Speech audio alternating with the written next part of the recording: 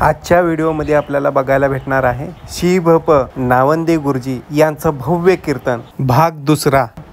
आणि सबस्क्राइब करायला विसरू नका नागेश्वर झुंगा या चॅनल। सबस्क्राइब केल्यामुळे तुम्हाला नवीन व्हिडिओ या चॅनलवर बघायला भेटतील, तर आत्ताच सबस्क्राइब करून ठेवा।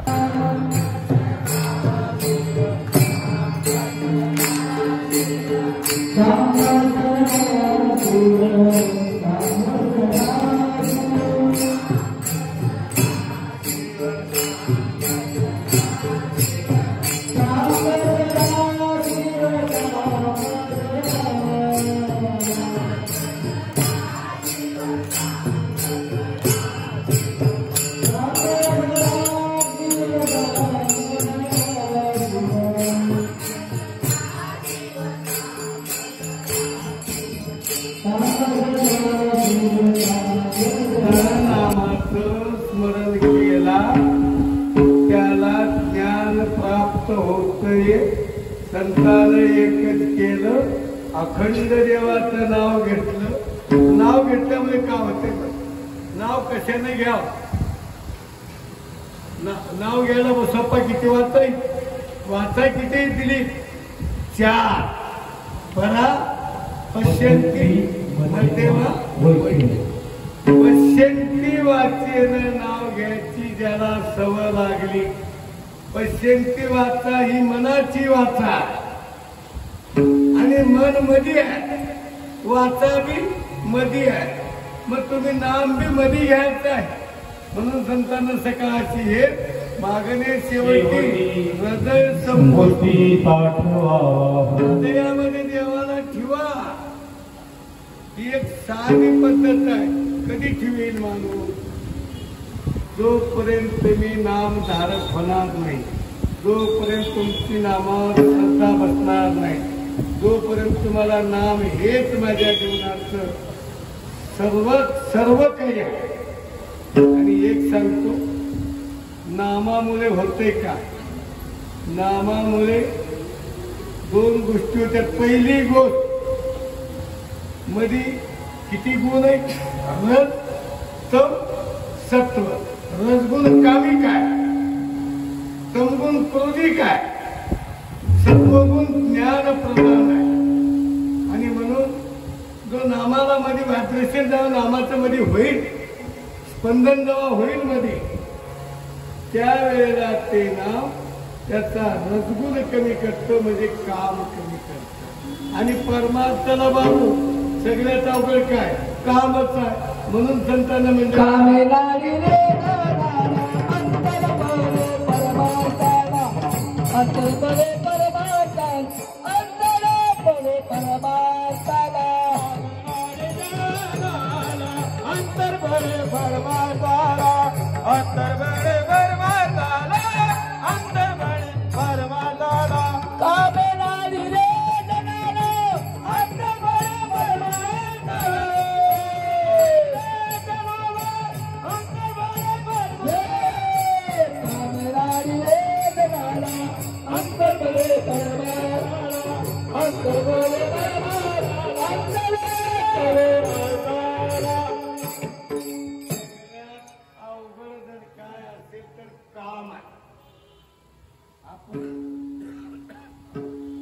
आपण सगळे कामात अडकला। काम म्हणजे घरचं काम नाही, काम म्हणजे इच्छा। इच्छा एक नमण्याची नाही, इकडे येऊच देना एवढीच गल्ली आहे का? त्याला आनंद भानगडी मालक यायचा, जेवायचा 2 दिवस घेऊन जीवी जमना। त्याची कोण किरकिर करा, आम्हाला कुठं घरात का म्हणायचं? घरात सज्जनो, काम एक अशी शक्ती आहे। आणि काम कशानं सरतो? काम कैसी आणि सरे मनमत म्हणे माझ्या मनमत स्वामीनं सांगितलं, अरे नावाचं स्मरण कर, जगातली कुठली बी इच्छा तुझ्यामध्ये प्रकट होईल। ही नामाची शेवटची अवस्था आहे। आणि त्याच्यामुळे त्याला काय होते? काम गेला की क्रोध गेला, समगुण गेला, रजगुण गेला, काम क्रोध गेला, तिसरा जे आहे ते सत्वगुण, तो वास्तव बोलणारा, शिवनामाची ताकद सांगणारा, आणि मी बी त्यात उपासक. ज्या वेळेला रस्तम कमी होतात त्यावेळेला सत्वगुण जागा होतो. काही पुस्तक वाचायची गरज नाही, सगळं त्याला कळतंय. भूत कळतंय, वर्तमान कळतंय, भविष्य कळतंय, जन्म काय कळतंय, मरण काय कळतंय. आणि अनेक संत नामाच्या बळावर सांगून मिळेले. ही ताकद आहे नामाची. आणि कलियुगामध्ये नामाशिवाय दुसरी भक्ती नाही. आता मोठी चालले येते म्हणणारी मंडळी बरी द्यायचे का मा सांगा मला. हो म्हणा. शंकर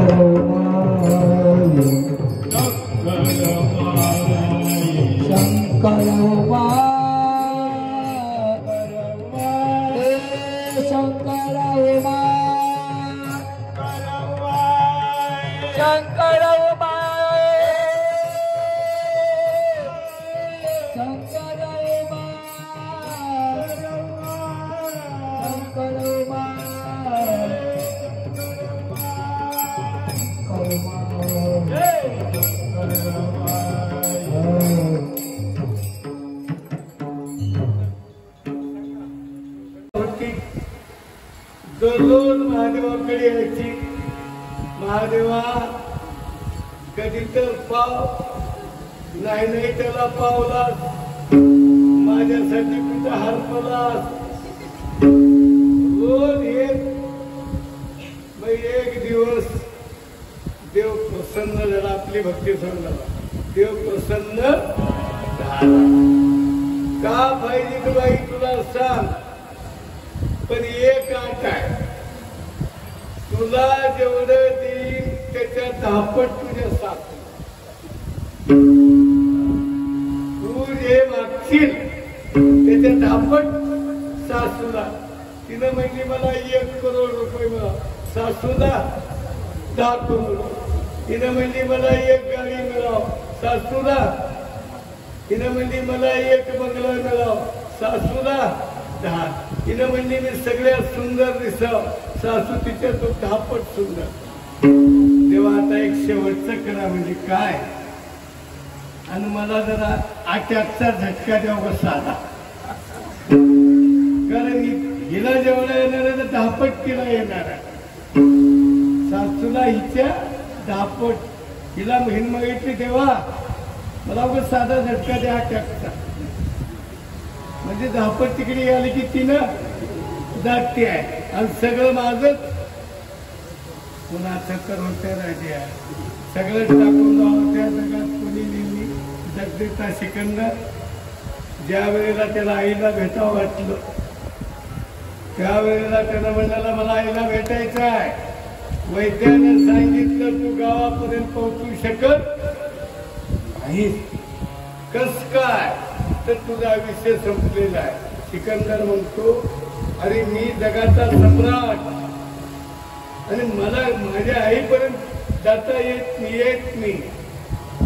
तेव्हा सिकंदरानं सांगितलं माझे हात कपनीच्या बाहेर उघडे ठेवा, आमच्या यात्रा करता सगळ्या जगानं बघाव. आपल्या काय आपण चक्क थोडे बहुत पैसे चिल्लर होते. जगाचा मालकाचं बोलला मी. त्यानं त्याचे हात कपनीच्या बाहेर होते, अशी हालत होते. लोकांना उपदेश करत होते ते हात. जगाचा मालक जगदेचा सिकंदर रिकाम्या हातानं जात. ही रीत आहे या मृत्यू लोकाचे. मृत्यू लोक आहे. इथलं जर इथं जन्माचं सार्थक करण्यासाठी एक माणसाचा जन्म आहे. या जन्मामध्ये येऊन देवाचं नाव हे सगळ्यात कलियुगामध्ये दुसरा मार्ग नाही. कलियुगी नामावीन नसे तुझे साधन. नामाशिवाय दुसरं साधन नाही. माझ्या म्हणत स्वामीनं म्हणला कोण्याही साधने नातुडे हा देव. अरे नामाची ताकद. नाम म्हणजेच भक्ती आहे आणि त्या भक्तीतूनच वैराग्य आहे आणि त्या वैराग्यातूनच ज्ञान आहे. त्याच्या भक्तीमध्ये वैराग्य आहे, ज्ञान आहे. काही बघा त्याला त्याच्याबद्दलची आसक्ती राहते, याचं नाव वैराग्य. आपल्याला बघत ते त्याची आसक्ती, कारण आपली भक्ती नाही. भक्तीमध्ये वैराग्य ज्याच्याकडे आलं, भक्तीतून त्याची आसक्ती गेली, या देहाची बी आसक्ती गेली. ज्याची देहाची आसक्ती गेली तो देहमुक्त झाला. आणि ज्ञान हे एक सर्वश्रेष्ठ तिसरा डोळा आहे. ज्या वेळेला कवी बसवलिंगानं ज्ञान लावला, बघतोय पुढे, ज्याला बाण सोडा मंडला ते मी एकच आहो. तू ते मी आणि मी ते तो मानितच संपला इथं, अशी पण आहे. भेद संपला धडा धड, सगळं भेदरहित अवस्था. आणि मीच देवा होती, मग मी माझ्यावरच बाण मारून घेऊ का? काय सुंदर वाटत. ही अनुभूती कवी बसवलिंगाला झाली आणि बसवलिंगानं मोठ्या आनंदानं शेवटच्या चरणात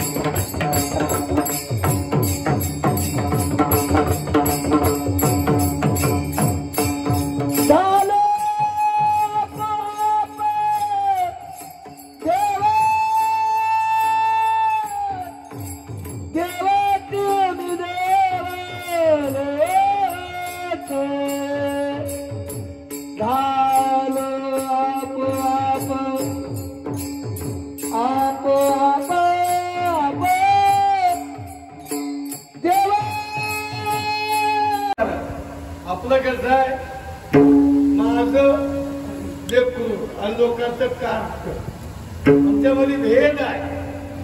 काय झालं, एक माणूस शेतावरून येताना ऊसाचे 2 मोळ्या 2 हातात, एका हातात 1 ऊस, एका हातात 1 ऊस. मग आता तिकून पोरं आले, नीट ऐका भेद कसा आहे. ह्याचंही पोरगा आलं ना भावाचंही पोरगा आलं.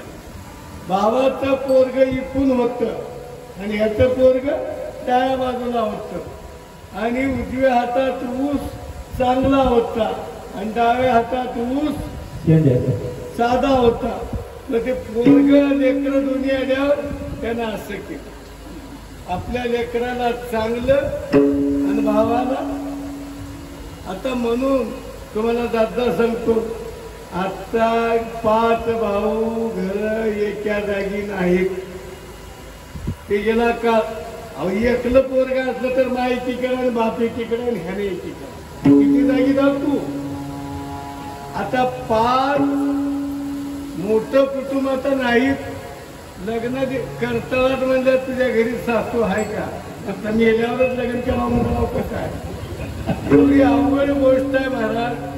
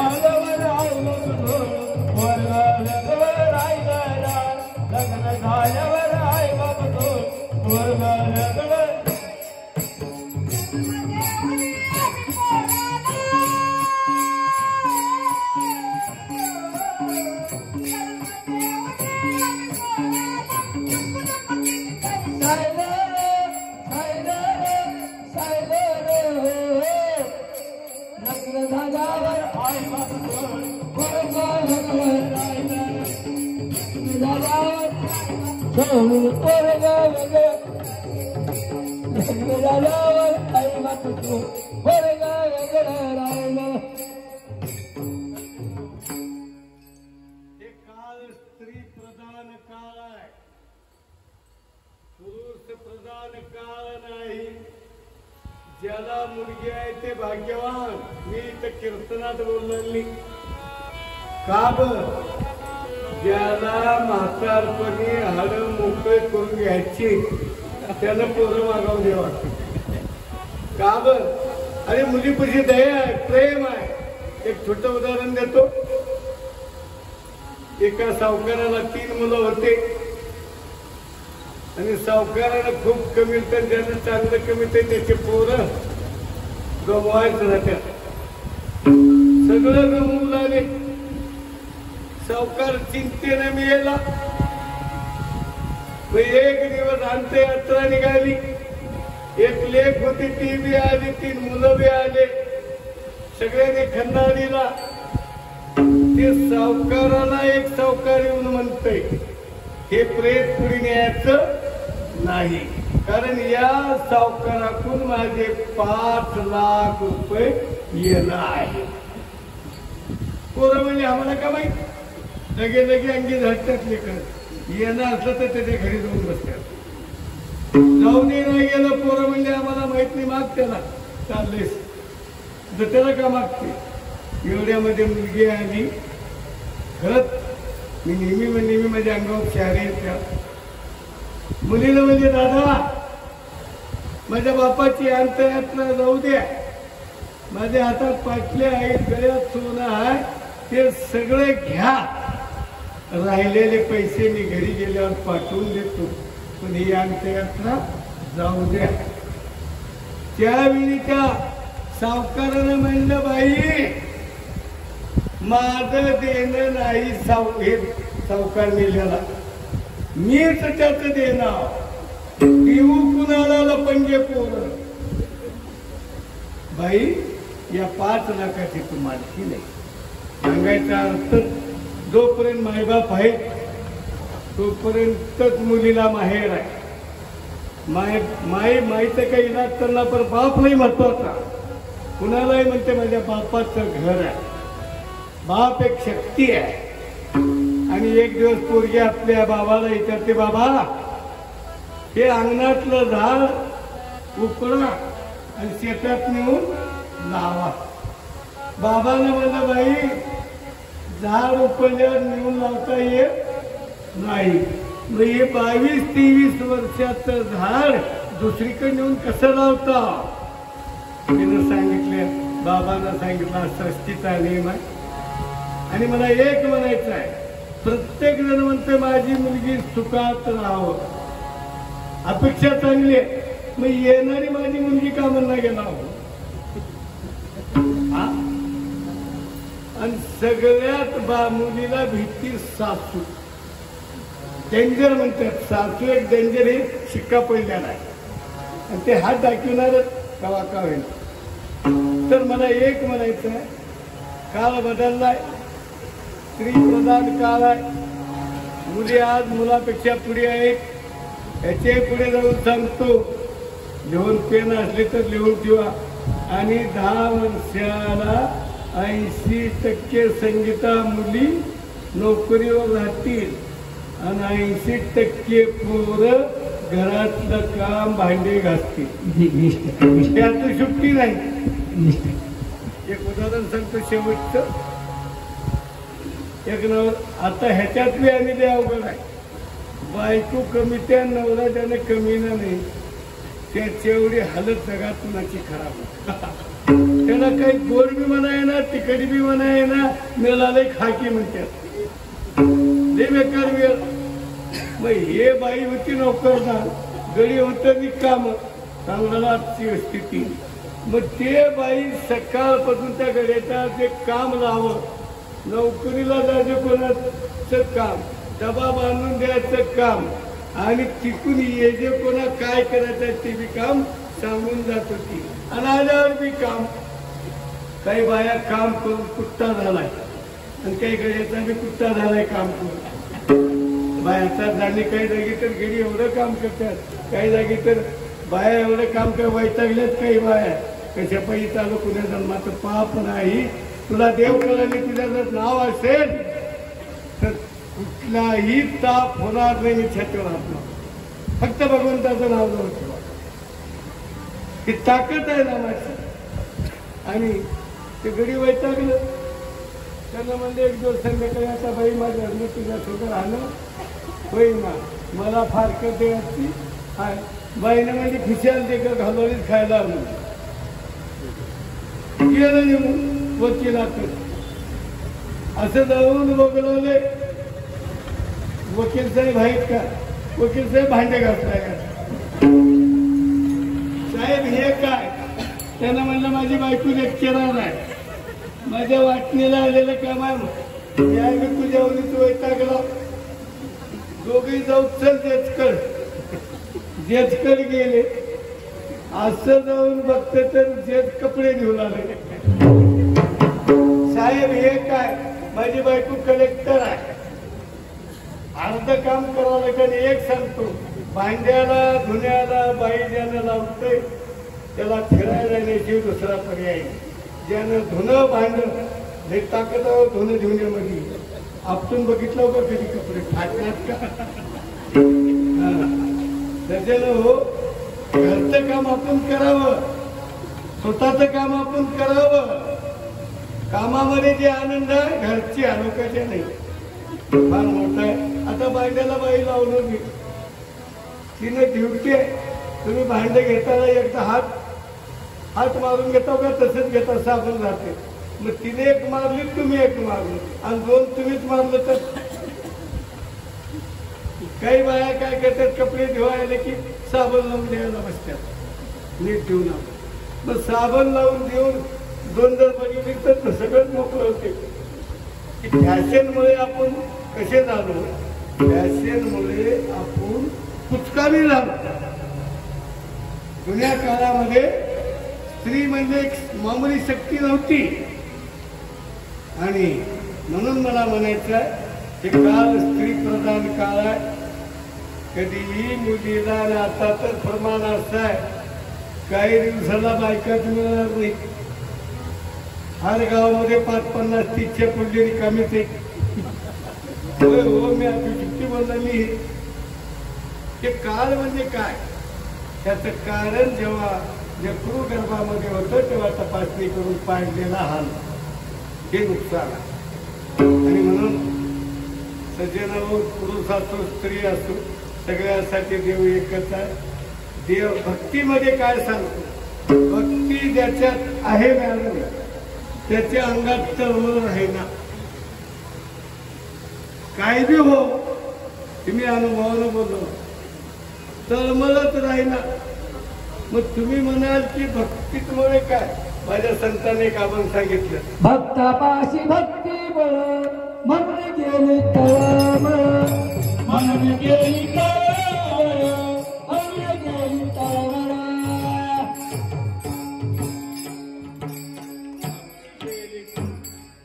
संतांनी मागून लिहिलं भक्ताजवळ भक्तीचं बळ आहे.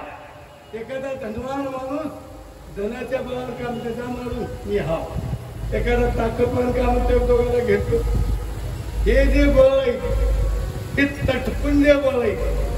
भक्तीच्या बळामध्ये मुळे या भगवंत नावाची एक अदृश्य शक्ती आहे, ती त्याला वश्य होते.